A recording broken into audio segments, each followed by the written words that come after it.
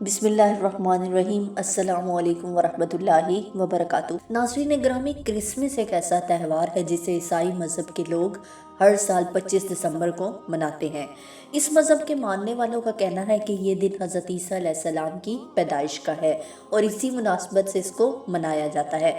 یہ خاص طور پر یورپ کنٹریز میں بڑی اہمیت کا حامل ہے، مگر اب اس کا رجحان ایشیائی ممالک میں بھی تیزی کے ساتھ بڑھ رہا ہے، جن میں اکثریت مسلمانوں کی ہے، جو کہ لاشعوری میں ایسے تہواروں رسومات میں حصہ لے رہے ہیں۔ چنانچہ اس تہوار کو نہ منانے کی بنیادی وجوہات کیا ہیں، آئیے آپ کو بتاتے ہیں۔ دوستو، اس تہوار کی بنیاد بھی کفری عقیدے پر مشتمل ہے۔ اسے منانے والے سیدنا عیسیٰ علیہ السلام کو نعوذ باللہ اللہ کا بیٹا تصور کرتے ہوئے ان کی پیدائش مناتے ہیں۔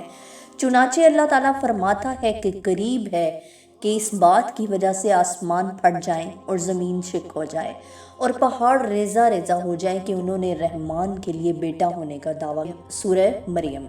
ناظرین گرامی، برتھ ڈے منانا اہل ایمان کی ثقافت نہیں، بلکہ بت پرستانہ عقائد اور باطل مذاہب سے انتخاب رکھنے والوں کا شعار رہا ہے۔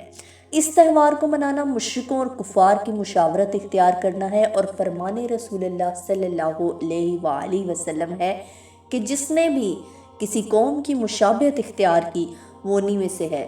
نیز ان محفلوں میں کیے جانے والے فسق و فجور کے کام بھی ان کی برائی میں مزید اضافہ کر دیتے ہیں، تو ان سب امور میں ہم کفار کی مشابہت کیسے اختیار کر سکتے ہیں؟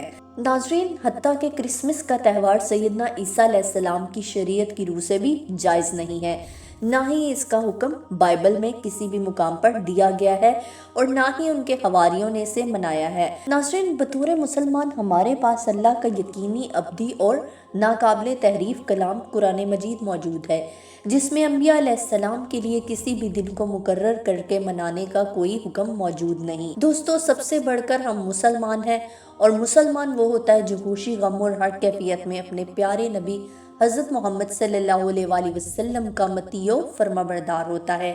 اس لیے جب ہمارے نبی پاک صلی اللہ علیہ وآلہ وسلم نے نہ ہی یہ تہوار منایا اور نہ ہی اسے تہوار قرار دیا، تو ہم مسلمان اسے کیسے منا سکتے ہیں؟ دعا ہے کہ اللہ تعالی ہمیں ان تمام گناہوں سے محفوظ فرمائے اور اپنے پیارے نبی حضرت محمد صلی اللہ علیہ وآلہ وسلم کے بتائے ہوئے طریقے پر چلنے کی توفیق عطا فرمائے۔